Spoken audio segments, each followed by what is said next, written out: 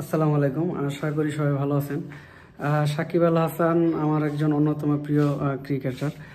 সাকিব আল হাসানের জন্য বন্ধু বান্ধবের সাথে বিভিন্ন সময় তর্কে জড়িয়েছি, বিভিন্ন সোশ্যাল মিডিয়ায় কমেন্ট করেছি, তাকে ডিফেন্ড করে স্ট্যাটাস দিয়েছি।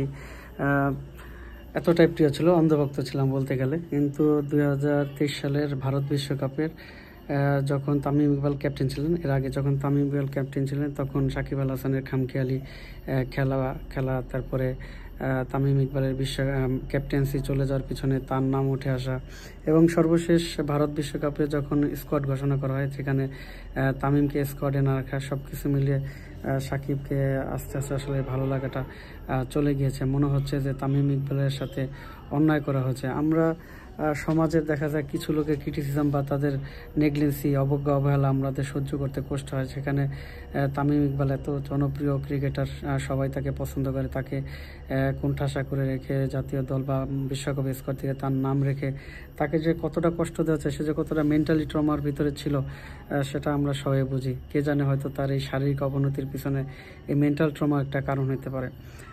কিছুদিন আগে দেখলাম সাকিব আল হাসান তামিম ইকবালকে নিয়ে একটা আবেগীয় স্ট্যাটাস দিয়েছে। তারা খুব কাছের বন্ধু ছিলেন।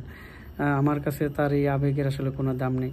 কারণ সাকিব আল হাসান যখন খেলার জগতের সর্বোচ্চ ক্ষমতা বলেন বা সর্বোচ্চ অবস্থানে ছিলেন, যখন তার ডিসিশন নেওয়ার ক্ষমতা ছিল, তখন তিনি তার বন্ধুর প্রতি অবিচার করেছেন। তামিম ইকবালকে স্কোয়াডে না নিয়ে তাকে যে তার যে দুঃসময়টা তিনি তৈরি করেছেন, এর জন্য তিনি দায়ী। আমার কাছে মনে হয় যে মানুষ তার সর্বোচ্চ ক্ষমতা থাকলে যে আচরণটা করে সেটাই হচ্ছে প্রকৃত আচরণ। সো সাকিব আল হাসান, আপনার সেই সময়ের আচরণটা প্রকৃত আচরণ। এখন যেটা করছেন, এখন যে বিনয়ী আচরণ করছেন, মানে এটা আসলে প্রকৃত না, এটা ফেক।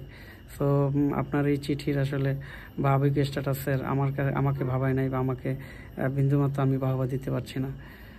ভালো থাকবেন সবাই। আল্লাহ হাফেজ।